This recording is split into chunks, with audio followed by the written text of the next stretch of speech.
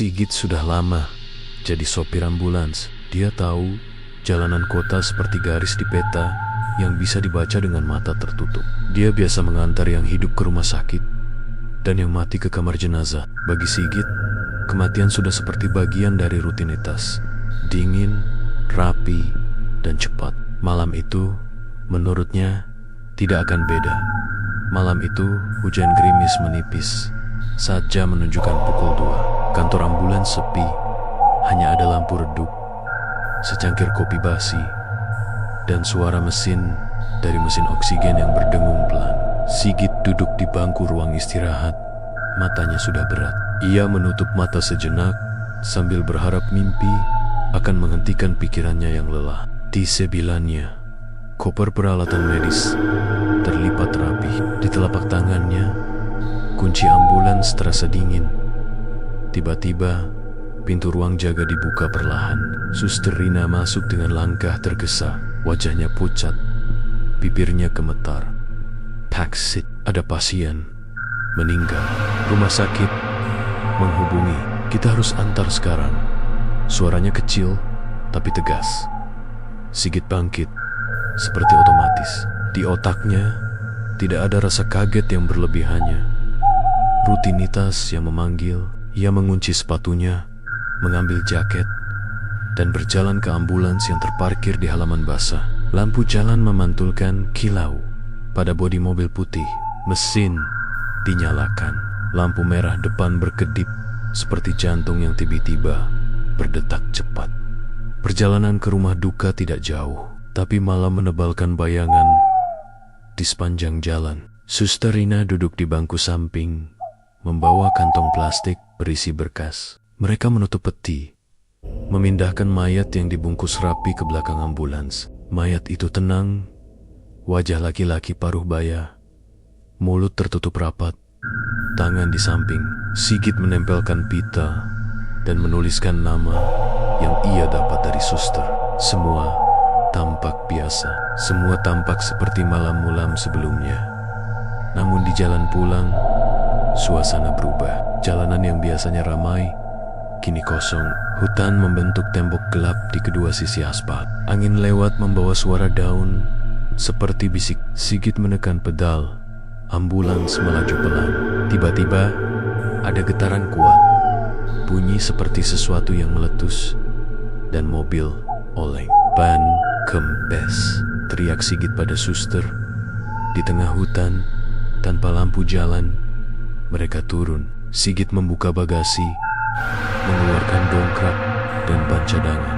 Ia bekerja sendiri, tangan cekatan, tapi kedinginan. Suster Rina berdiri di dekat peti, matanya menatap lurus ke arah mayat, seperti takut membuat perubahan pada apa yang terbaring di sana. Angin malam membuat suara yang aneh, seolah-olah ada yang meniru langkah kaki manusia jauh di balik pohon-pohon. Ban sudah diganti. Sigit menyeka keringat di dahinya, memasang kembali baut terakhir, dan mengunci bagasi. Ia menoleh ke belakang untuk memeriksa peti dan terkejut. Mayat yang tadi diam itu bergerak, hanya sedikit, seperti tarikan napas pendek. Sigit menelan ludah. Tidak mungkin, bisiknya pada diri sendiri. Hatinya memacu, keringat dingin turun di punggung. Suster Rina menunduk, wajahnya pucat. Mereka berdua berpandangan, lalu Sigit dengan suara yang dipaksakan tenang menutup kembali pintu peti. "Ayo, kita lanjutkan perjalanan," kata Sigit. Ia duduk di kursi, menyalakan mesin, dan memutar setir. Namun tidak lama setelah melaju, lampu indikator bahan bakar berkedip merah. Mesin mengerang, lalu mati seperti seseorang yang tiba-tiba berhenti bernapas. Di layar panel, jarum bensin menunjukkan kosong. Di tengah hutan, jauh dari desa, tanpa sinyal ponsel yang memadai, Sigit menutup kap mesin dengan tangan gemetar. Mereka tidak punya pilihan lain. Berjalan mencari penjual bensin eceran yang pernah ia lihat dari jalan kecil beberapa kilometer sebelumnya.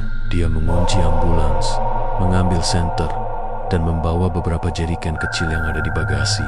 Suster Rina tetap di dekat pintu ambulans, memeluk tangan sendiri, menatap kosong ke arah gelap. Langkah Sigit merayap di antara pohon-pohon. Suara langkahnya teredam oleh tanah lembab. Setiap ranting patah di bawah kakinya terdengar terlalu keras di telinga. Semakin ia berjalan, udara terasa lebih dingin. Napasnya terlihat di cahaya senter. Setelah setengah jam yang terasa seperti jam, ia menemukan warung kecil terbuat dari bambu. Lampu neon redup berkedip, dan seorang lelaki tua duduk membetulkan kaleng di meja. "Ada bensin, Pak?" tanya Sigit dengan suara yang hanya sedikit lebih normal dari bisik.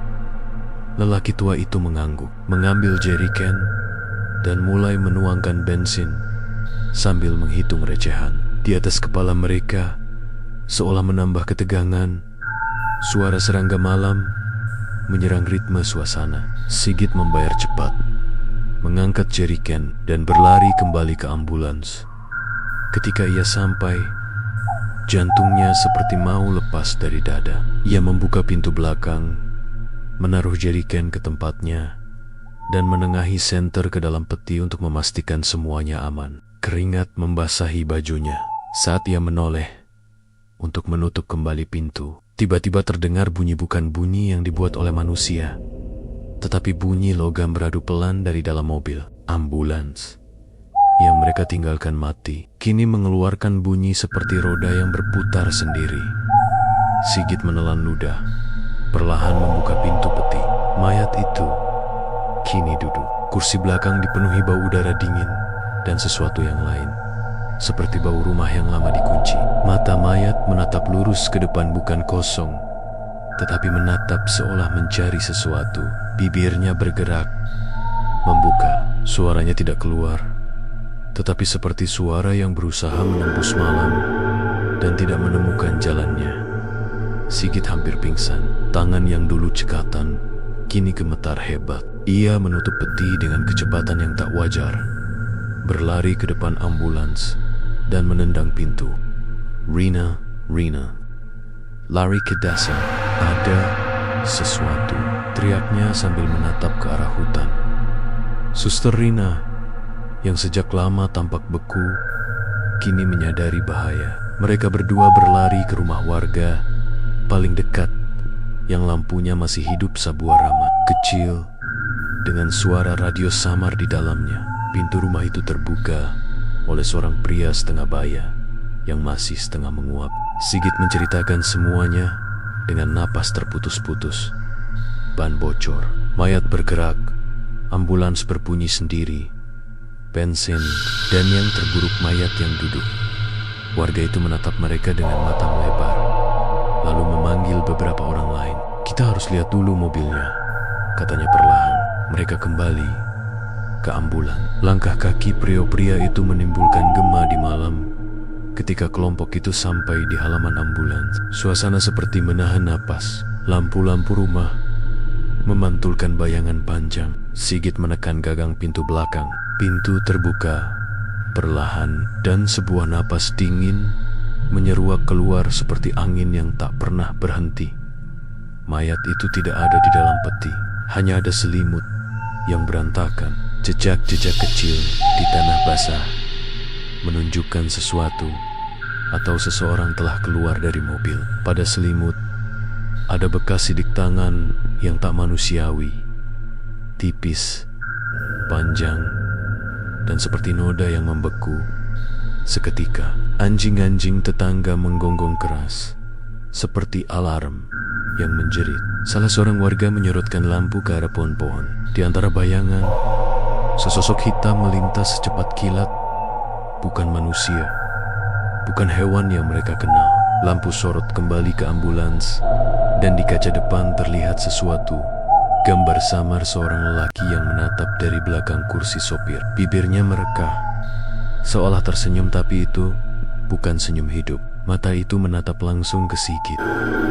Sigit merasa seluruh tubuhnya kosong. Ia teringat semua malam yang sudah dilaluinya, semua mayat yang pernah ia antar. Tidak satu pun dari mereka pernah bergerak. Tidak satu pun pernah meninggalkan peti. Malam itu, rumah-rumah di desa berkumpul. berbisik-bisik dengan ketakutan. Mereka menutup pintu, menyalakan kayu bakar, dan menunggu. Namun tidak ada yang tidur di kamar Sigit. Ketika ia kembali ke dalam rumah empunya, satu Satania malam itu, ia menatap selembar foto kecil yang selalu ia bawa. Foto istrinya yang sudah lama meninggal. Tangan Sigit menggenggam foto itu, matanya kosong. Di telinganya, samar-samar dari kejauhan, terdengar bunyi sirena ambulans lain yang lewat. Hati Sigit berdebar. Ia merasa malam pun kini menunggu sesuatu. Bab ini berakhir dengan satu hal yang pasti.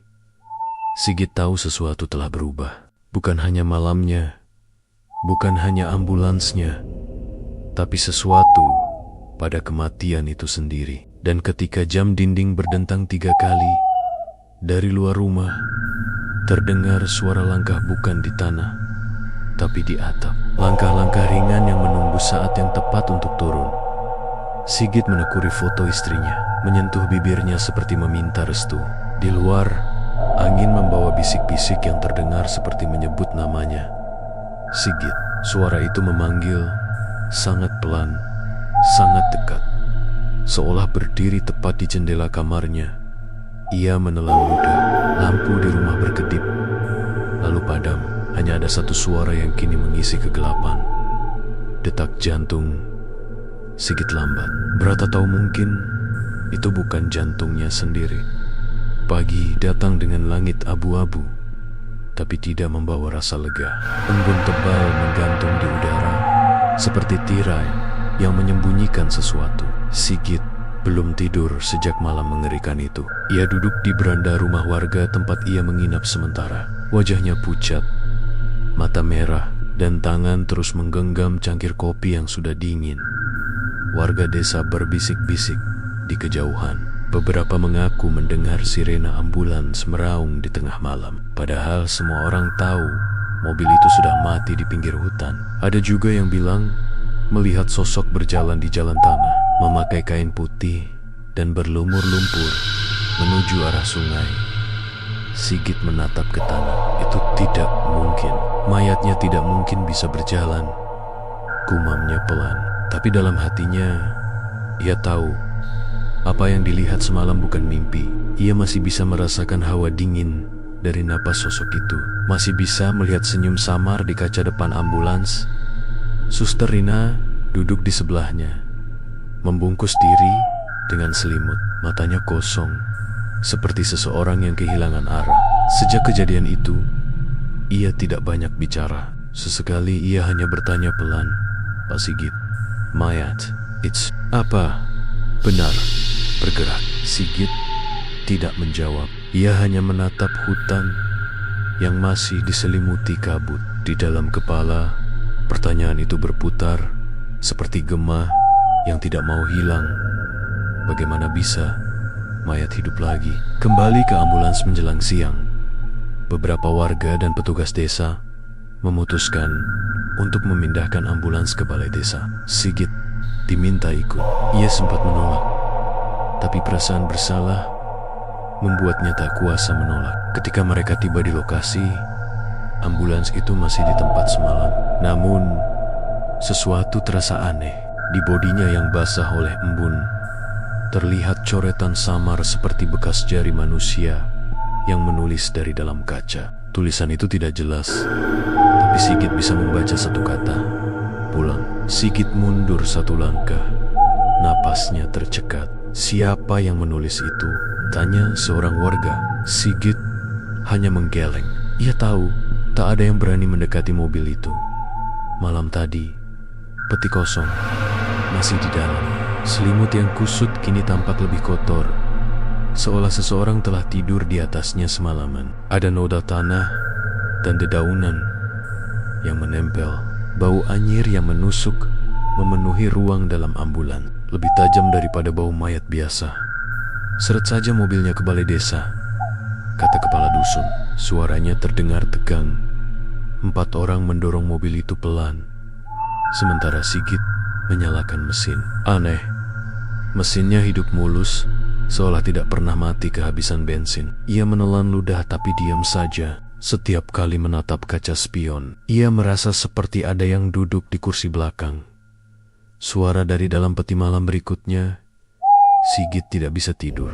Ia menginap di balai desa, menjaga ambulans. Petugas yang lain sudah pulang. Tinggal ia dan Suster Rina. Hujan turun deras dan suara gemuruh petir membuat udara bergetar. Sekitar tengah malam, Sigit mendengar sesuatu dari arah ambulans.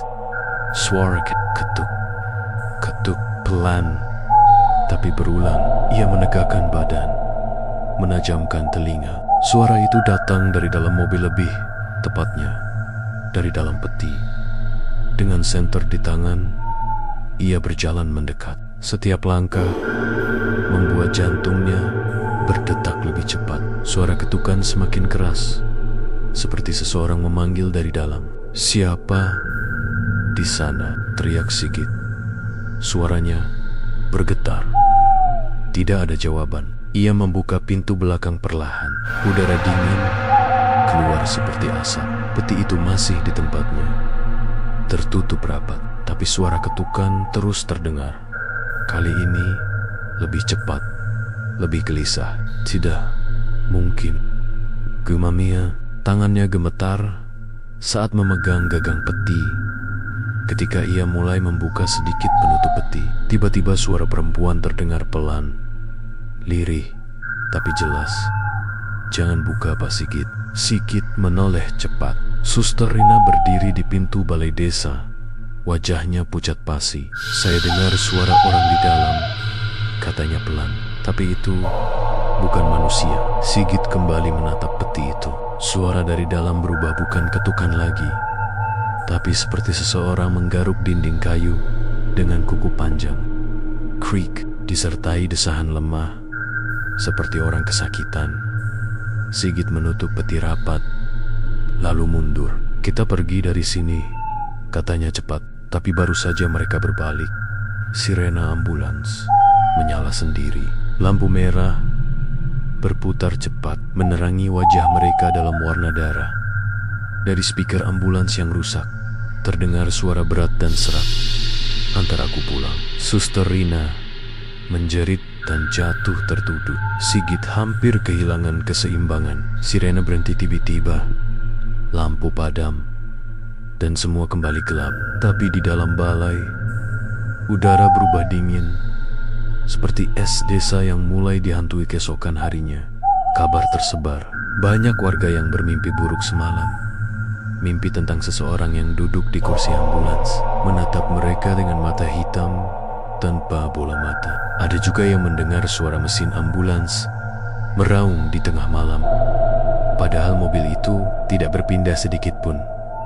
Kepala dusun memutuskan untuk memanggil seorang dukun tua bernama Mbah Darmo, yang dikenal bisa menenangkan roh gelisah. Saat Mbah Darmo datang, ia langsung memeriksa ambulans. Tangannya bergetar ketika menyentuh bodi mobil. "Ini bukan roh biasa," katanya lirih. Dia tidak mau pergi karena belum diantar ke tempat yang seharusnya. Sigit menatapnya, kening berkerut. "Tapi saya sudah mau antar ke rumah duka, Mbah. Ban bocor, bensin habis, semua terjadi di tengah jalan." Mbah Darmo menghela napas panjang. "Bukan ke rumah duka, nak, tapi ke tempat dia benar-benar ingin pulang. Kadang orang mati tidak mau kembali ke rumahnya, tapi ke tempat dia meninggal." Sigit menatap tanah. Ia baru sadar, malam itu ia tidak sempat tahu di mana lelaki itu meninggal. Ia hanya diberi alamat rumah duka, bukan lokasi kematian. Perjalanan ke tempat kematian sore harinya, Sigit memutuskan untuk mencari tahu. Ia kembali ke rumah sakit tempat ia bertugas. Dari catatan medis, ia tahu pria itu bernama Slamet, meninggal karena serangan jantung di jalan raya dekat hutan. Hutan yang sama dengan tempat ambulansnya mogok. Hati Sigit bergetar. Ia menatap catatan itu lama, lalu menatap keluar jendela. Hujan mulai turun lagi, seolah langit ikut menyesali sesuatu. Ia tahu apa yang harus dilakukan, mengantar Slamet ke tempat di mana ia meninggal. Malam itu juga, Sigit menyalakan ambulans, mesin hidup seperti biasa, tanpa gangguan. Ia sendiri di dalam, hanya ditemani foto istrinya di dashboard. Dalam hati ia berdoa, kalau memang ini caranya, biarkan semua berakhir malam ini. Perjalanan sunyi, jalan menuju hutan tampak lebih gelap dari sebelumnya. Tidak ada kendaraan lain lewat, hanya suara ranting patah dan bunyi roda menyentuh aspal basah. Ketika sampai di titik di mana dulu mobilnya mogok, mesin ambulans tiba-tiba berhenti sendiri. Lampu-lampu mati. Dari dalam peti terdengar bisikan pelan, "Terima kasih sudah mengantar." Sigit menahan napas. Peti bergetar perlahan, lalu berhenti sunyi. Tidak ada suara ketukan, tidak ada siren. Ia menatap kaca depan dan di sana, samar-samar, terlihat sosok lelaki dengan senyum tenang, berdiri di tengah jalan, lalu perlahan menghilang dalam kabut. Sigit menutup matanya, dan untuk pertama kalinya sejak malam itu, ia merasa udara di sekitarnya hangat. Ia menyalakan mesin lagi dan kali ini, mobil berjalan tanpa gangguan. Namun, sebelum meninggalkan tempat itu, sesuatu di kaca spion membuatnya terdiam di kursi belakang, seolah duduk seseorang. Bukan sosok menyeramkan, tapi wanita muda yang tersenyum lembut. Sigit mengenal wajah itu, istri yang telah lama meninggal. Wanita itu tersenyum dan berbisik, "Sudah waktunya kamu pulang juga, Git." Sigit terpaku. Jalan di depan semakin kabur. Lampu-lampu desa mulai terlihat jauh di bawah kabut. Sirena ambulans menyala pelan dengan suara rendah, seperti nyanyian perpisahan. Dan malam itu, warga desa mendengar lagi suara sirena yang panjang, lalu menghilang perlahan di ujung hutan. Tapi ketika mereka mencarinya keesokan pagi, ambulans itu tidak pernah ditemukan lagi. Yang tersisa hanyalah bekas roda di tanah basah, berakhir di tepi sungai, dan selembar foto yang terapung pelan di atas air. Foto seorang pria berseragam sopir memeluk istrinya dengan senyum damai.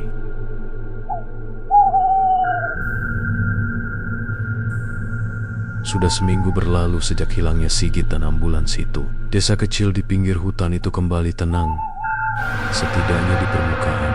Namun, di malam-malam tertentu, ketika kabut turun dan anjing-anjing menggonggong tanpa sebab, orang-orang masih mendengar suara sirena samar dari arah sungai.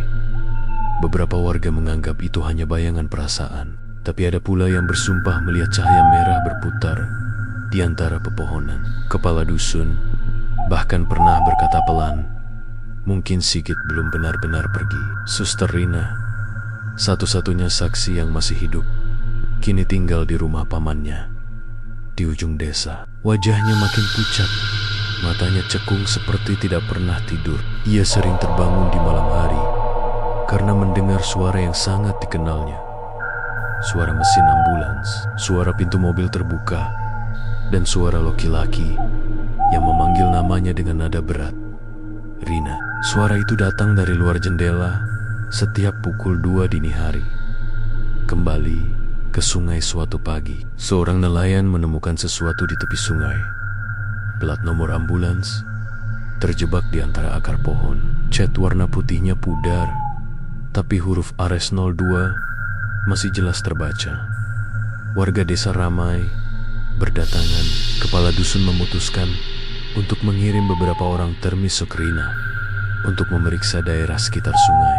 Meski takut, Rina tahu ia harus ikut, entah karena rasa bersalah atau karena mimpi-mimpi aneh yang terus memanggilnya kembali ke tempat itu.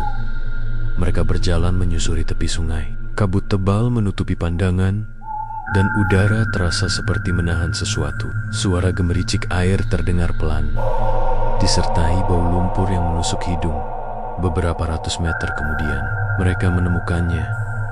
Ambulans itu terjebak di antara dua pohon besar, tertutup sebagian oleh daun dan lumpur, tapi masih utuh. Cat putihnya kini kusam, lampunya pecah, tapi sirene di atapnya seolah baru saja berhenti berputar. Suster Rina menatapnya lama. Ini mobilnya, bisiknya. Tapi kok bisa ada di sini? Tidak ada yang menjawab. Mereka semua merasakan hal yang sama. Hawa aneh yang membuat bulu kuduk berdiri ketika salah satu warga mencoba membuka pintu depan. Pintu itu terbuka dengan mudah, meski seharusnya sudah berkarat. Aroma lembab bercampur darah lama keluar. Di dalam, jok sopir masih terpasang, dan di atas dashboard Ada foto Castle, foto Sigit dan istrinya. Namun yang membuat semua orang membeku adalah sabuk pengaman di kursi sopir masih terpasang, dan di dalamnya ada tulang manusia yang masih mengenakan seragam sopir ambulans. Rina menjerit dan mundur beberapa langkah. Warga yang lain saling berpandangan ketakutan. Kepala dusun berbisik pelan. Dia tidak pernah keluar dari mobilnya. Suara yang tidak mau di ambulans itu kemudian ditarik ke halaman balai desa untuk diselidiki. Seorang petugas dari kota datang, tapi bahkan ia pun mengaku merasa aneh. Mobil ini tidak mungkin menyala lagi, katanya. Mesinnya rusak parah dan seluruh kabel sudah hangus. Namun malam itu, ketika semua sudah pulang, warga desa kembali mendengar suara mesin menyala. Sirena meraung panjang, seperti jeritan dari dunia lain. Lampu merah berputar-putar, menembus kabut. Padahal tidak ada orang di dekat mobil itu.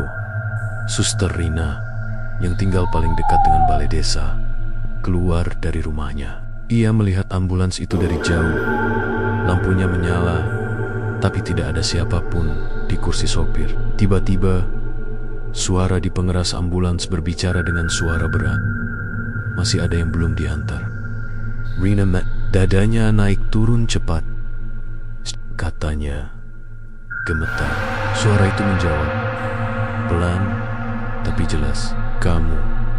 Sirena meraung lebih keras. Pintu belakang terbuka pelan, seolah mengundangnya masuk. Dari dalam, cahaya redup menyala, bukan putih seperti lampu biasa, tapi kekuningan, seperti api kecil yang berdenyut.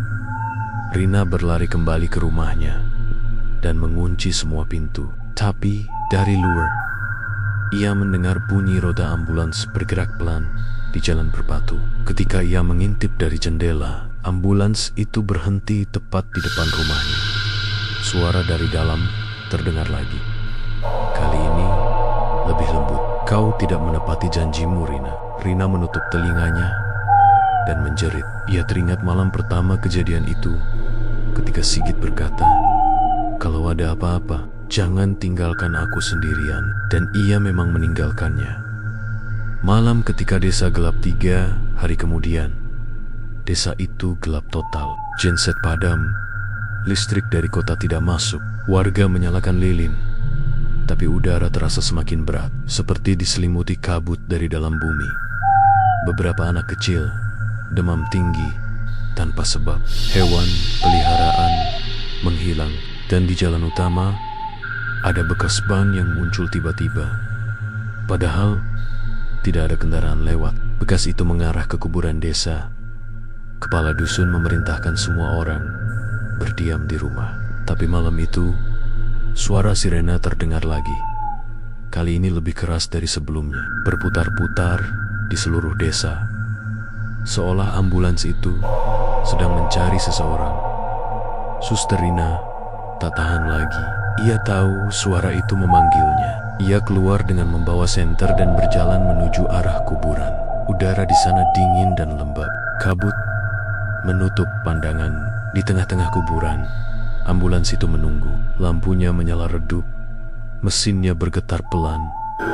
Rina berdiri di depannya, air mata menetes. Sigit, kalau ini memang kamu, aku minta maaf, katanya lirih.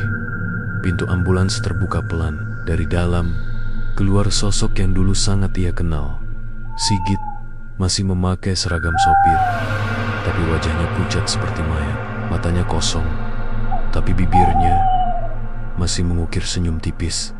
Rina, katanya dengan suara yang seperti angin, Aku sudah mengantar semua yang harus pulang. Sekarang giliranmu. Rina mundur, menatap dengan takut, tapi juga rasa bersalah yang dalam. Aku masih hidup. Sigit tersenyum. Kau sudah mati di hatimu sejak malam itu.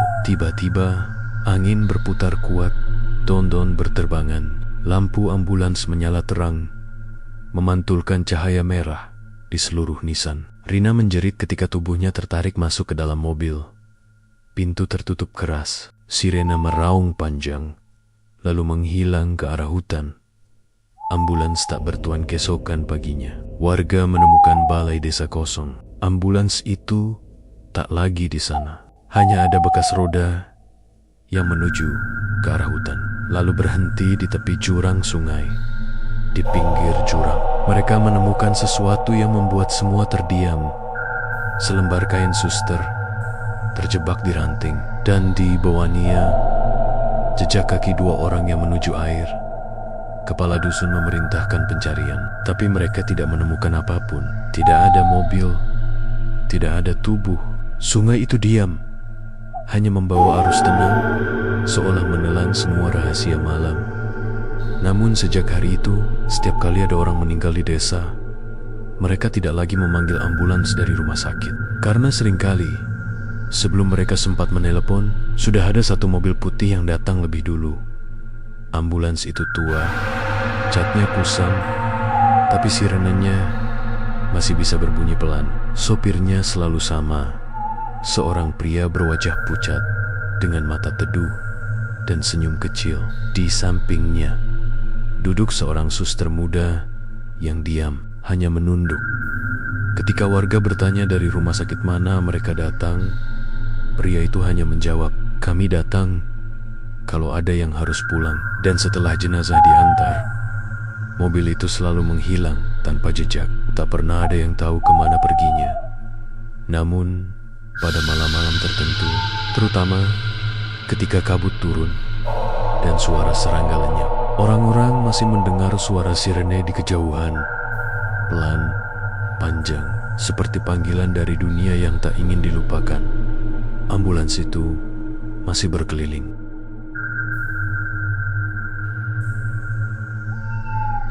Malam itu, hujan turun tanpa henti. Petir berulang kali membelah langit seperti tangan raksasa yang marah. Di tengah suara guntur, jalan raya yang menuju ke kota tampak sepi. Hanya suara air yang menghantam aspal dan don-don bergoyang di pinggir hutan. Namun, di antara suara hujan, ada satu bunyi lain yang pelan tapi jelas. Sirena ambulan, tidak keras, tidak terburu-buru, justru lambat, seperti nyanyian panjang yang menembus kabut. Sebuah mobil putih muncul di tikungan. Catnya kusam, lampu depannya redup, dan di bagian belakang, kaca jendelanya dipenuhi kabut dari dalam. Di kursi sopir, seorang pria berwajah pucat menatap lurus ke depan. Di sebelahnya, seorang suster duduk diam, menunduk. Kedua tangannya memegang buku catatan lusuh. Itulah Sigit dan Suster Rina, atau sesuatu yang menyerupai mereka. Kabar dari kota beberapa bulan setelah kejadian di desa itu. Banyak rumah sakit di sekitar wilayah tersebut melaporkan sesuatu yang aneh. Ambulans tak dikenal muncul di depan ruang gawat darurat di tengah malam. Sopirnya tidak pernah berbicara banyak, hanya menyerahkan jenazah dan pergi sebelum ada yang sempat menanyakan dokumen resmi. Petugas yang melihatnya mengatakan ambulans itu seperti model lama, bahkan seharusnya sudah tidak digunakan sejak 10 tahun lalu. Yang paling menyeramkan, plat nomornya sama dengan ambulans yang pernah hilang bersama Sigit. Rumor mulai menyebar, ada yang bilang itu hanyalah kebetulan. Ada juga yang yakin ambulans itu dikendarai oleh arwah sopir yang tidak tenang. Namun, semua cerita itu hanya terdengar seperti dongeng. Sampai akhirnya, Rumah Sakit Umum Karangjati melaporkannya secara resmi. Pada malam Jumat, pukul 2:15, penjaga malam di rumah sakit itu mendengar suara sirena mendekat. Ia keluar dan melihat ambulans putih berhenti di depan pintu gawat darurat. Sopirnya, seorang pria dengan wajah pucat dan mata kosong, turun, membuka pintu belakang, dan menyerahkan peti jenazah. Penjaga itu sempat bertanya, "Dari mana, Pak? Ini rujukan dari rumah sakit mana?" Pria itu tersenyum. "Sama, dari tempat semua orang akan berakhir," katanya. Lalu ia menutup pintu, masuk ke mobil, dan menghilang di balik kabut. Padahal jalan rumah sakit itu buntu.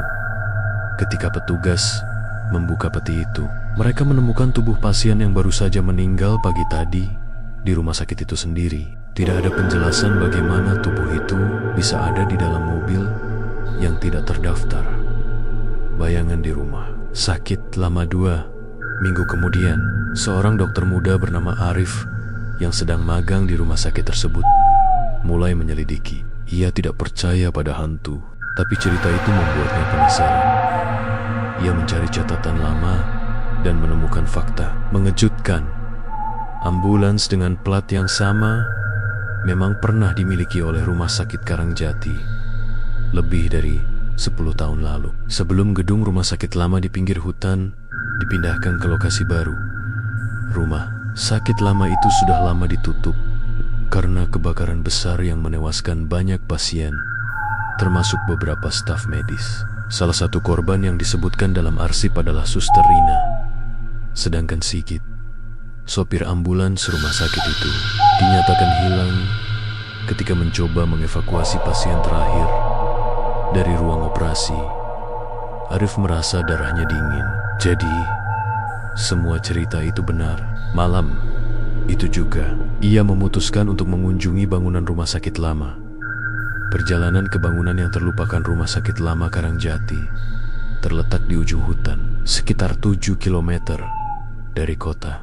Jalannya sudah rusak, dipenuhi rumput liar dan pohon tumbang. Papan nama tua masih berdiri miring di depan gerbang. Rumah Sakit Karangjati melayani dengan hati. Hujan turun rintik-rintik ketika Arif melangkah masuk. Ia menyalakan senter, dan cahaya itu menyorot dinding-dinding berjamur, tempat tidur berkarat, serta papan penanda ruang operasi yang setengah hilang hurufnya. Suasana tempat itu bukan sekadar sepi, tapi seperti ada yang menunggu. Langkah Arif bergema di lorong panjang. Bau obat terbakar masih samar tercium, bercampur bau besi tua dan debu. Di ruang gawat darurat, ia menemukan sesuatu yang membuat jantungnya berhenti sejenak. Bekas roda ambulans yang masih baru meninggalkan jejak lumpur di lantai kotor. Jejak itu menuju ke ruang bawah tanah. Ia menelan ludah, menuruni tangga perlahan. Di bawah ada ruang parkir kecil, tempat dulu ambulans disimpan. Di sana, dengan cahaya senter yang bergetar, ia melihat ambulans putih itu berdiri diam di tengah ruangan, seperti menunggu seseorang. Lampunya mati, tapi kaca depannya berkabut dari dalam. Di bagian belakang, pintu sedikit terbuka. Arif mendekot, tangannya gemetar. Ketika ia membuka pintu belakang sepenuhnya, ia menemukan peti jenazah kosong di dalamnya. Tapi di atas peti ada buku catatan dengan tulisan tangan halus. Ia membacanya pelan. "Aku, Suster Rina, mencatat nama-nama yang harus diantar pulang. Mereka tidak boleh tertinggal. Mereka tidak boleh dilupakan." Di halaman berikutnya tertulis puluhan nama. Semuanya adalah nama pasien yang meninggal pada malam kebakaran 10 tahun lalu. Dan di bawah daftar itu, satu nama terakhir baru saja ditulis, Arif. Mereka yang tidak pernah pergi. Arif tertegun. Tiba-tiba suara di belakangnya terdengar. Langkah kaki perlahan bergema di lantai basah. Ia menoleh cepat, dan di sana, di balik kaca kabin ambulans, tampak bayangan 2 orang. Seorang pria berseragam sopir dan seorang suster dengan wajah pucat. Tersenyum. "Sudah waktunya, dokter," kata suara pria itu pelan. "Ada pasien yang menunggu untuk diantar." Sebelum Arif sempat lari, lampu ambulans menyala sendiri. Sirene meraung panjang. pintu peti terbuka dan udara dingin menerpa wajahnya seperti tangan tak terlihat. Ia berusaha berlari ke tangga, tapi langkahnya seolah tertahan. Tubuhnya terasa berat dari belokong. Suara Suster Rina terdengar lagi, lembut tapi menyeramkan. "Tenang saja dokter, kami hanya mengantar mereka yang sudah waktunya." Lalu semua menjadi gelap. Keesokan paginya petugas keamanan menemukan mobil Arif di depan gerbang rumah sakit lama dengan pintu terbuka dan mesin masih menyala. Tidak ada tanda-tanda perlawanan, hanya sebuah buku catatan di kursi penumpang. Di halaman terakhir buku itu ada satu kalimat tambahan. "Sudah kami antar." "Iya, tenang sekarang." Dan di bawahnya tertulis 2 tanda tangan, Sigit dan Rina. Sejak hari itu, rumah sakit lama Karangjati banner-banner ditutup. Tapi beberapa tahun kemudian, orang-orang yang melewati jalan di dekat hutan itu sering melihat ambulans putih melintas perlahan. Mesinnya bersuara pelan, lampunya redup. Kadang-kadang mobil itu berhenti di pinggir jalan, seolah menunggu seseorang. Kalau ada pengendara yang berhenti untuk melihat, sopirnya hanya akan berkata dengan senyum lembut, "Ada yang sakit? Kami bisa antar." Lalu mobil itu melaju lagi, menghilang ke arah rumah sakit lama yang sudah lama terbakar. Tidak ada yang tahu kemana perginya mereka yang naik ke dalam mobil itu. Tapi satu hal pasti, tidak pernah ada yang kembali. Epilog, jalan yang tidak pernah berakhir malam-malam. Di Karangjati kini selalu diiringi suara samar sirene di kejauhan. Kadang terdengar jelas, kadang seperti hanya gema angin.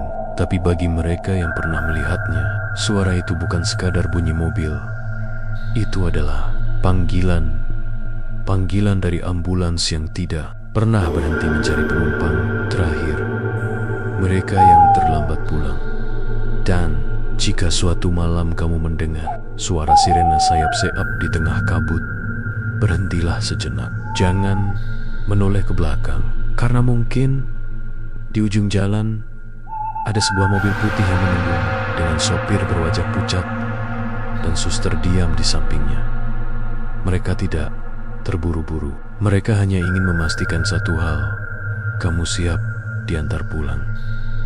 Sudah bertahan-tahan berlalu sejak ambulans putih itu terakhir kali terlihat di Jalan Karangjati. Namun, kisahnya masih hidup dalam bisikan orang-orang.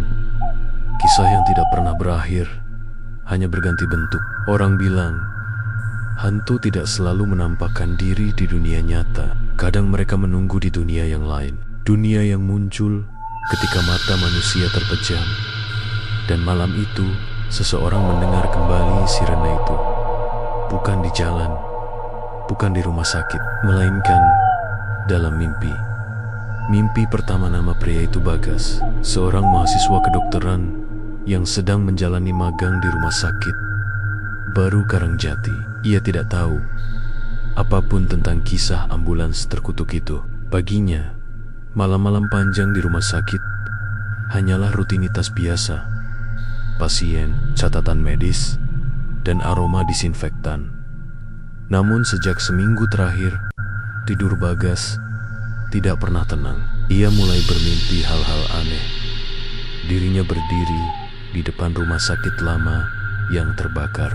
Di tengah kabut tebal dan di kejauhan terdengar sirena ambulans. Dalam mimpi itu, selalu ada cahaya merah yang berputar di antara pepohonan. Setiap kali ia mencoba mendekat, cahaya itu menjauh, tapi suara dari dalam ambulans selalu memanggil namanya. "Bagas, giliranmu membantu kami." Suara itu berat, lembut, tapi membuat tubuhnya gemetar seperti es. Ketika ia terbangun, keringat dingin membasahi punggungnya. Namun, anehnya di telapak tangannya selalu ada bekas lumpur. Padahal kamarnya bersih dan tertutup rapat.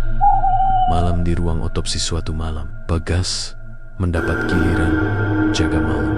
Rumah sakit tampak sunyi. Di ruang otopsi hanya ada ia dan jasad seorang pasien tua yang baru meninggal sore tadi karena serangan jantung. Ia menulis laporan kematian sambil mendengarkan suara Hujung di luar. Tapi tiba-tiba lampu ruangan bergetar pelan. Bunyi samar seperti tiit, tiit terdengar dari arah lorong, disusul bunyi sirena yang sangat pelan. Seperti dari kejauhan, Bagas berdiri. "Hah, siapa yang datang jam segini?" gumamnya. Ia keluar ke koridor. Lampu-lampu di langit-langit berkelap-kelip. Suara sirena semakin jelas. Namun ketika ia sampai di depan pintu gawat darurat, halaman rumah sakit kosong. Tidak ada kendaraan, hanya hujan dan bayangan lampu kota yang jauh di luar sana. Namun ketika ia menatap genangan air di lantai, jantungnya berhenti sesaat. Dalam pantulan air itu, ia melihat ambulans putih berdiri di belakangnya. Padahal jika ia menoleh, tidak ada apapun di sana. Tiba-tiba, dari arah koridor, terdengar suara roda berdecit pelan, seperti roda tandu yang didorong. Ia berbalik dan melihat sesosok perempuan berpakaian suster putih mendorong peti jenazah. Wajahnya tertutup topi suster, tapi langkahnya pelan, berirama seperti seseorang yang hafal setiap inci rumah sakit itu. Bagas memanggilnya, "Suster, kamu siap?" Perempuan itu berhenti, menoleh perlahan. Wajahnya pucat tanpa warna, matanya kosong, dan dari bibirnya keluar kalimat pelan yang membuat Bagas hampir pingsan. "Kita pernah bertemu di mimpi, Bagas. Kamar 13.000 esokan harinya." Bagas mencoba menceritakan kejadian itu kepada teman sejawatnya, Lintang. Namun Lintang hanya tertawa. "Kau terlalu lelah, mungkin cuma mimpi berjalan." Tapi Bagas tidak yakin. Sejak malam itu, setiap kali ia melewati ruang otopsi, ia mendengar suara yang sama. Sirena lembut hanya terdengar olehnya. Sampai suatu malam, ketika ia hendak beristirahat di ruang jaga, lampu rumah sakit mati total. Genset tidak menyala. Dari kayahan, terdengar langkah kaki dan suara roda berputar lagi. Bagas mengambil senter dan mengikuti suara itu. Langkahnya membawanya ke ruang perawatan lama yang sudah ditutup bertahun-tahun lalu. Ruang nomor 13. Pintu ruangan itu terbuka sedikit. Dari celahnya keluar cahaya merah, berdenyut pelan, seperti napas. Dengan jantung berdetak keras, Bagas mendorong pintu itu perlahan. Ruangan di dalamnya kosong. Hanya ada satu ranjang berkarat dan peti jenazah di tengah-tengah. Di atas peti itu tergeletak buku lusuh dengan tulisan daftar yang belum diantar. Tangan Bagas gemetar saat membuka halamannya. Nama-nama tertulis rapi dalam tinta hitam. Ia menelusuri satu persatu sampai akhirnya menemukan nama di baris paling bawah. Bagas Prasetyo. Ia membeku. Lampu senter bergetar di tangannya. Di belakangnya, suara perempuan tadi kembali terdengar, kini lebih dekat, tepat di telinganya. "Sudah waktunya kau ikut kami, dokter." Ambulans yang muncul dari dalam dinding Bagas berbalik dan terjatuh ke lantai. Di hadapannya, dinding ruangan mulai retak, dan dari celah retakan itu muncul cahaya putih menyilaukan, seperti lampu depan mobil. Suara mesin ambulans menggeram pelan, makin lama makin jelas, hingga akhirnya ambulans putih itu keluar perlahan dari dalam dinding, seolah menembus ruang nyata dan mimpi sekaligus. Pintu belakangnya terbuka, asap putih keluar, dan dari dalamnya tampak sosok Sigit mengenakan seragam sopir yang sudah kusam, tapi wajahnya tetap seperti dulu, tenang, tanpa emosi. "Sudah lama kami menunggu tenaga medis baru," katanya dengan suara datar. "Rina butuh bantuan, banyak jiwa yang belum diantar." Suster Rina muncul dari dalam kabin, tersenyum. "Kau pandai sekali merawat yang sekarat, Bagas. Sekarang bantu kami merawat yang mati." Bagas berteriak, mencoba kabur. Tapi seluruh tubuhnya seperti terikat oleh udara dingin. Kakinya melangkah sendiri, pelan, menuju ambulans itu. Ia mencoba melawan, tapi setiap langkah justru terasa semakin ringan, semakin jauh dari dunia yang ia kenal. Ketika ia sudah hampir sampai di pintu, suara lain terdengar, suara pasien tua yang tadi ia otopsi. "Dokter, tolong antar saya pulang." Bagas menoleh dan melihat si pasien berdiri di pojok ruangan. Matanya hitam legam, darah menetes dari bibirnya. Dalam kepanikan, Bagas memejamkan mata dan berteriak sekuatnya. Antara nyata dan mimpi ia terbangun di tempat tidur rumah sakit. Nafasnya memburu. Semua tampak normal. Lampu menyala. Alat medis berdengung seperti biasa. Di luar, matahari sudah terbit. Bagas menarik napas lega, tapi tangannya terasa lengket. Ia melihat ke bawah, penuh lumpur, dan di pergelangan tangannya ada gelang pasien dengan tulisan nama Bagas Prasetyo, status meninggal dunia. Jam 2:15 dini hari.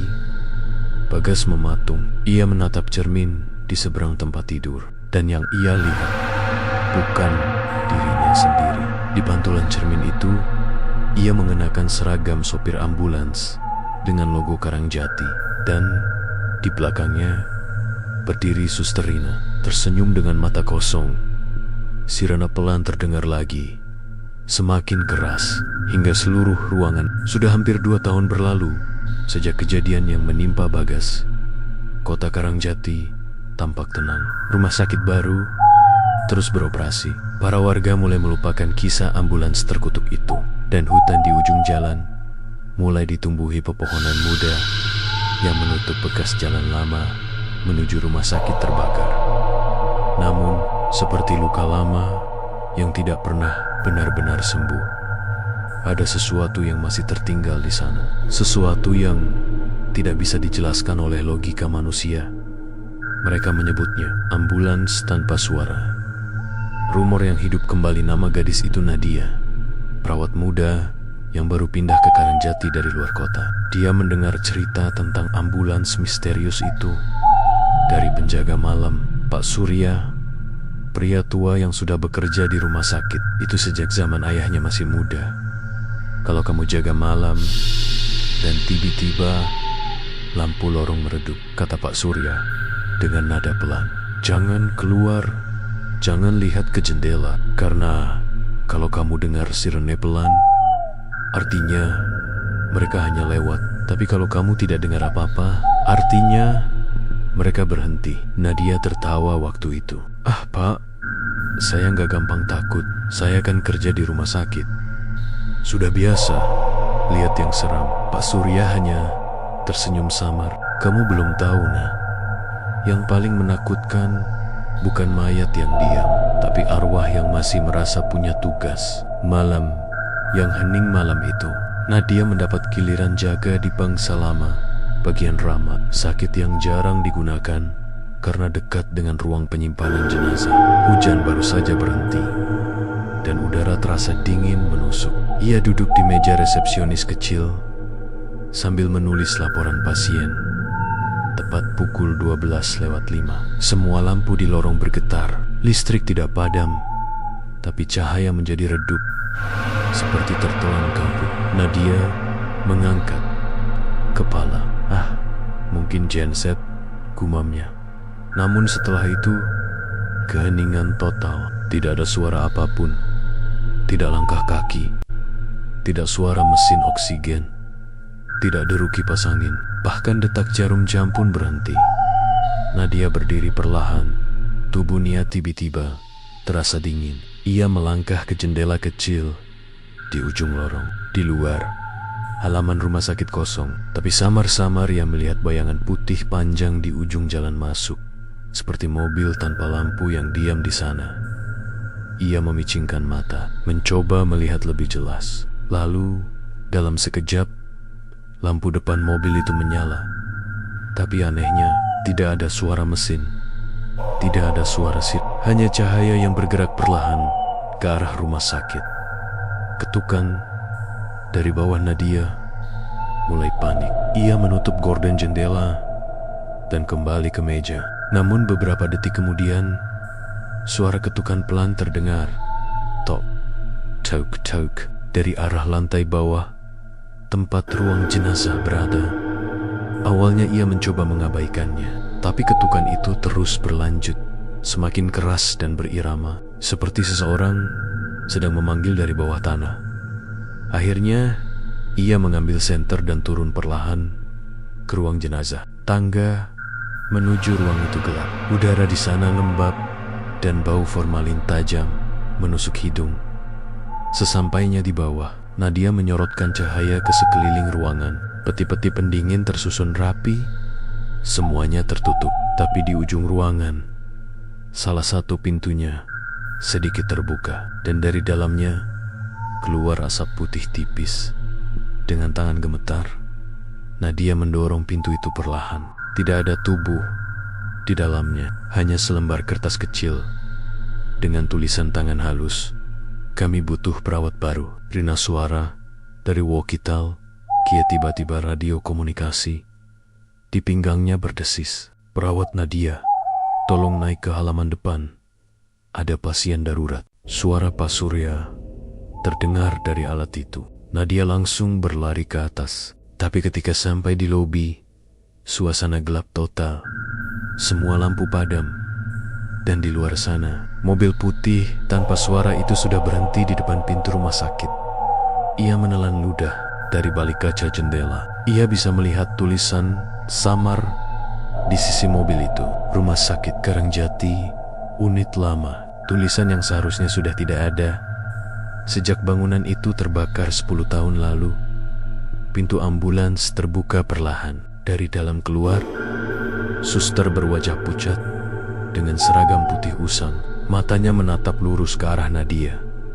Suster itu tersenyum kecil dan berkata dengan suara pelan namun menggema di seluruh ruangan, "Sudah lama kami menunggu seseorang sepertimu." Nadia mundur.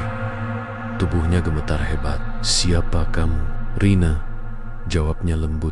"Dulu aku juga jaga malam seperti kamu, tapi aku lupa istirahat." Ia melangkah maju. Setiap langkahnya meninggalkan bekas lumpur di lantai, seperti baru keluar dari tanah basah. Di balik suster itu, Nadia melihat dua sosok lain di dalam ambulans. Sigit, sopir dengan mata kosong, dan Bagas, sang dokter muda yang kini duduk diam di kursi belakang, menunduk tanpa ekspresi. "Teman-temanku menunggumu," bisik Rina. "Banyak pasien baru yang butuh bantuan." Pelarian Nadia berbalik dan berlari ke arah tangga. Tapi pintu otomatis rumah sakit tiba-tiba menutup keras. Lampu darurat menyala merah, dan dari speaker rumah sakit terdengar suara samar Kot 33. Perawat baru diterima di unit lama. Ia menjerit, mencoba memecahkan kaca jendela dengan kursi. Tapi kaca itu seolah tidak bisa dipecahkan. Dari balik kaca, ambulans itu kini sudah berada tepat di depan pintu, dan pintu belakangnya terbuka lebar. Asap putih perlahan masuk ke ruangan, membuat Nadia batuk dan kehilangan keseimbangan. Di dalam asap itu, ia melihat bayangan tangan-tangan pucat yang meraih ke arahnya. "Tenang saja," suara Sigit bergema. "Kami hanya ingin mengantarmu pulang." Dan semua menjadi gelap. Setelah itu keesokan paginya, Pak Surya menemukan ruang jaga kosong. Senter Nadia tergeletak di lantai, dan di atas meja ada selembar catatan kecil. Pasien sudah diantar. Perawat Rina tidak lagi sendirian. Nama Nadia tidak pernah ditemukan dalam sistem rumah sakit. Bahkan rekam datanya menghilang dari komputer. Seolah-olah ia tidak pernah bekerja di sana. Namun malam-malam berikutnya, beberapa petugas yang jaga mengaku melihat ambulans putih tanpa suara berhenti sebentar di depan rumah sakit. Terkadang mereka melihat 3 sosok di dalamnya, Sigit, Rina, dan Bagas. Tapi sejak malam Nadia hilang, mereka bilang ada sosok keempat yang duduk di belakang, memakai seragam perawat. menunduk diam sambil memegang clipboard. Peringatan terakhir kini, setiap perawat baru yang mulai bekerja di Karangjati akan mendengar satu peringatan dari senior mereka. Kalau jaga malam dan tiba-tiba semua jadi hening. Jangan buka tirai. Jangan dekati jendela. Kalau kamu dengar sirene, artinya mereka cuma lewat. Tapi kalau kamu tidak mendengar apapun, artinya mereka berhenti di depan pintu. Dan jika suatu malam kau lewat di jalan menuju rumah sakit Karangjati dan melihat cahaya merah berputar tanpa suara di tengah kabut, jangan berhenti. Jangan menatap ke arah itu, karena mungkin ambulans itu sedang menunggumu dalam diam. Dengan lampu menyala tapi mesin mati dan suara lembut dari dalam berkata, "Kau lelah kan? Ayo, biar kami antar pulang." Langit Karangjati malam itu gelap pekat, seperti tak ada bintang yang berani muncul. Hujan deras turun tanpa ampun, disertai angin yang membuat pepohonan di pinggir hutan bergoyang keras. Suara petir sesekali membelah malam, tapi di antara semua kegaduhan itu, terdengar sesuatu yang jauh lebih mengerikan. Bukan raungan badai, bukan pula gemuruh petir, tapi suara sirene ambulans, sayup-sayup dari kejauhan, pelan, namun jelas, seolah datang bukan dari jalan, melainkan dari dalam tanah. Sebuah tim penyelidik setelah serangkaian kejadian aneh di rumah sakit Karangjati. Pihak pemerintah akhirnya memutuskan untuk mengirim tim penyelidik khusus. Tugas mereka sederhana di atas kertas: memeriksa laporan orang hilang, memverifikasi kebenaran rumor ambulans misterius, dan menutup akses ke rumah sakit lama. Tim itu beranggotakan 5 orang.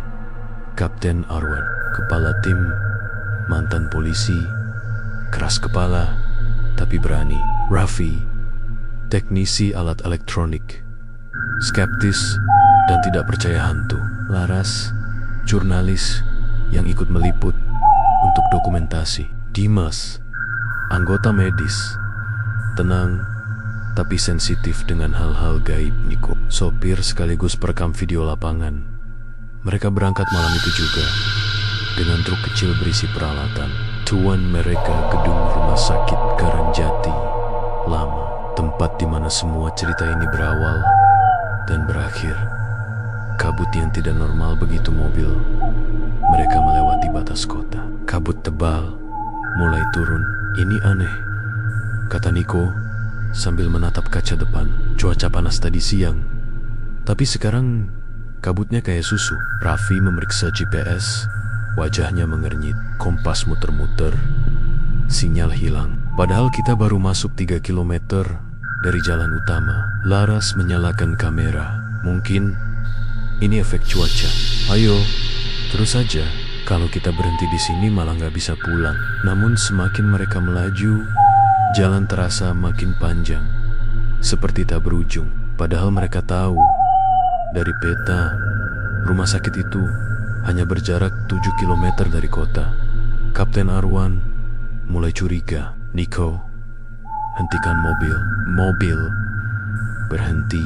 Kabut di luar tampak berputar pelan, seolah bergerak hidup. Dan dari dalam kabut itu muncul 2 cahaya merah, seperti lampu depan kendaraan ambulans.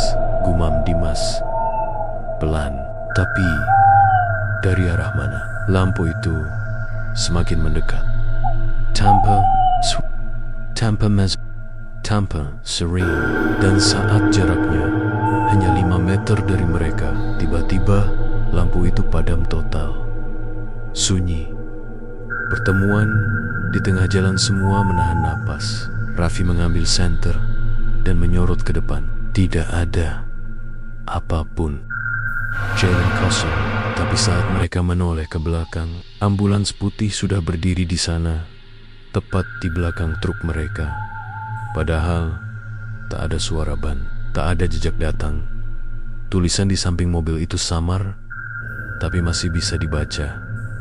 Rumah sakit Karangjati, unit gawat darurat. Modelnya sudah tua, seperti ambulans tahun 1990-an, namun bersih dan utuh, seolah baru keluar dari pabrik. Kapten Arwan keluar dari truk sambil menodongkan senter. "Siapa di sana? Kalian dari mana?" Pintu sopir ambulans terbuka perlahan. Dari dalam keluar seorang pria berkulit pucat mengenakan seragam sopir usang. "Sigit." Ia tersenyum kecil, sopan, lalu berkata, "Selamat malam, Kapten. Kami sudah menunggu." Arwan mundur setapak. "Menunggu siapa?" Sigit menatap ke arah mereka satu persatu. "Menunggu kalian." Dari pintu belakang ambulans muncul Suster Rina, masih dengan seragam putihnya yang kini basah oleh kabut. Di tangannya ada clipboard lusuh. Ia membuka halamannya dan membaca pelan pasien baru. Arwan, Raffi, Laras, Dimas, Niko. Laras merasa darahnya berhenti mengalir. "Tunggu, itu nama kita." Suster Rina tersenyum lembut. "Ya, kami hanya ingin memastikan semuanya bisa pulang dengan selamat." Rumah sakit yang bangkit sebelum mereka sempat kabur. Kabut di sekitar mobil mulai bergerak cepat, menelan segalanya. Dalam hitungan detik, pemandangan berubah total. Bukan lagi jalan hutan, melainkan halaman rumah sakit tua yang retak dan berlumut. Pelang besar di atas gerbang terbaca jelas, "Rumah Sakit Karangjati, ditutup permanen 2013. Dimas berbisik, "Kita dipindahkan ke sini." Ambulans putih berhenti di depan pintu utama, lampunya mati. Sigit berjalan ke arah mereka dan menunjuk ke bangunan itu. "Kalian ingin tahu kebenaran, kan? Semua jawaban ada di dalam." Meski takut, rasa penasaran dan tanggung jawab membuat mereka melangkah masuk. Di dalam lorong rumah sakit tampak kering, padahal hujan masih deras di luar. Bau formalin dan debu bercampur jadi satu. Setiap langkah mereka menghasilkan gema panjang yang terdengar seperti bisikan samar. Ketika mereka tiba di ruang operasi lama, mereka melihat 5 meja besi berjejer rapi. Di masing-masing meja sudah tertulis nama mereka: Arwan, Raffi, Laras, Dimas, dan Niko dengan kapur putih. Raffi mundur ketakutan. "Ini perangkap. Kita harus keluar dari sini." Namun, sebelum ia sempat melangkah, pintu di belakang mereka menutup keras. Semua lampu padam, hanya tersisa suara sirena pelan memanjang. Dan di tengah ruangan, cahaya merah berputar. Kebenaran yang terlupakan Dimas dengan tangan gemetar mengeluarkan ponsel dan menyorot sekeliling. Cahaya itu menangkap dinding penuh foto hitam putih. Foto-foto itu menampilkan wajah-wajah perawat, dokter, dan pasien yang pernah bekerja di rumah sakit itu sebelum kebakaran. Tapi yang membuat mereka membeku adalah foto terakhir di pojok kanan bawah. Di sana berdiri 5 orang, mereka sendiri dengan pakaian yang sama, wajah yang sama, tapi foto itu bertanggal 10 tahun lalu. Raffi mulai menangis. Tidak mungkin kita baru datang malam ini." Dimas menatap Arwan dengan mata lebar. "Mungkin kita sudah dipanggil dari awal." Sigit muncul di pintu ruangan. Ia menatap mereka dengan tenang. "Waktu kalian di dunia sudah habis malam ini. Kami cuma memastikan kalian tidak tersesat." Suster Rina berjalan di belakangnya, tersenyum hangat seperti malaikat, tapi matanya kosong. "Tenin sok." Perjalanan ini tidak sakit, hanya dingin. Sebentar lalu, satu persatu, lampu ruang operasi menyala terang. Sirena ambulans meraung kencang. Udara menjadi tebal dan dari dinding keluar kabut putih yang menelan semuanya. Pagi yang sunyi keesokan harinya, tim evakuasi menemukan truk tim penyelidik di tengah hutan Karangjati. Mesin mati, pintu terbuka, dan semua peralatan masih di dalam. Tidak ada jejak kaki, tidak ada tanda perkelahian. Namun di tanah berlumpur, terlihat bekas roda ambulans yang menuju ke arah yang tidak ada jalan sama sekali.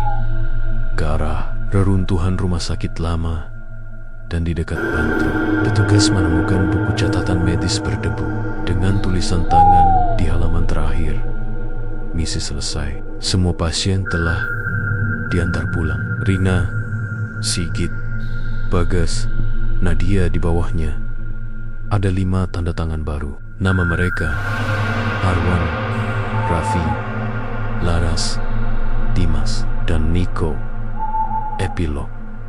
Jalan yang tidak pernah sepi hingga kini. Warga Karangjati masih kadang mendengar sirena samar di tengah malam, meski tidak ada ambulans yang lewat. Beberapa saksi mengaku melihat ambulans putih bergerak perlahan di jalan hutan. Kadang muncul, kadang menghilang di tikungan mereka belakang. Kini ada 8 orang di dalamnya. Sigit di kursi sopir, Rina di kursi depan, Bagas dan Nadia di belakang, serta 5 penumpang baru yang diam di kursi baris terakhir. Mereka tidak menjemput orang sembarangan, hanya mereka yang lelah.